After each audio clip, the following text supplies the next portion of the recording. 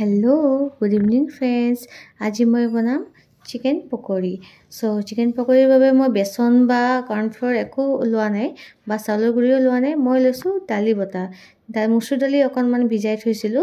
লগতে কেঁচা জলকীয়া, আদা, নহৰু যিখিনি আমি মাংসত দিও গুটিখিনি একেলগে পিছি মই এনেকে মাংসৰ লগত খানি লৈছো মছলা দি ভালদৰে।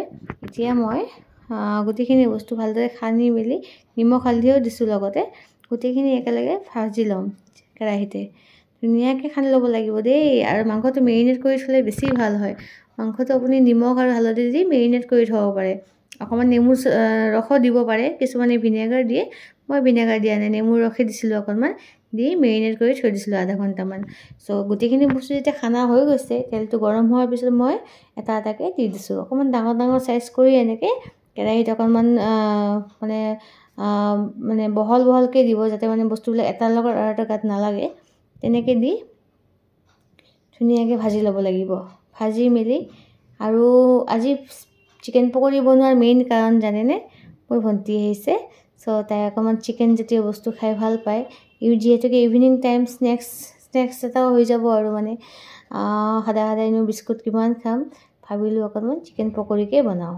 সো যিহেতুকে আমি চিকেন প্ৰেমী চিকেন খাই ভাল পাওঁ। সো সদায়নো আৰু আঞ্জা খাই থাকিব মানে বৰ লাগে। সো আজি ভাবিলো চিকেন তেনেকৈ পকৰিয়ে বনাই দিওঁ। সো মই ডাঙৰকৈ পিচ কাটি আনিছিলো। কাটি আনি ভাজি লৈছো গোটেইখিনি বস্তু একেলগে। আৰু বহুত আছে, মই আপোনাক শৰ্টকৈ দেখাই দিছো ভিডিঅ'টো। তো মই প্ৰথমে এইখিনি ভাজি লৈছিলো, ভাজি কেনে এনেকৈ প্লেট সাজি লৈছিলো। আৰু অলপমান ভাজিব দিছো, সেকেন্ড পাৰ্টটো হৈ থাকক। লগতে মই পিঁয়াজ আৰু তিয়হ কাটি লৈছো আৰু লগতে ৰঙা চাহো অকণমান বনাই লৈছো। যিহেতুকে তাই আহিছে মৰমতে বায়েকৰ ঘৰলৈ, কিনো খাব, বনালো আৰু আজি। তো আপোনালোকে ভিডিঅ'টো ভাল লাগিলে লাইক কমেণ্ট কৰি দিব।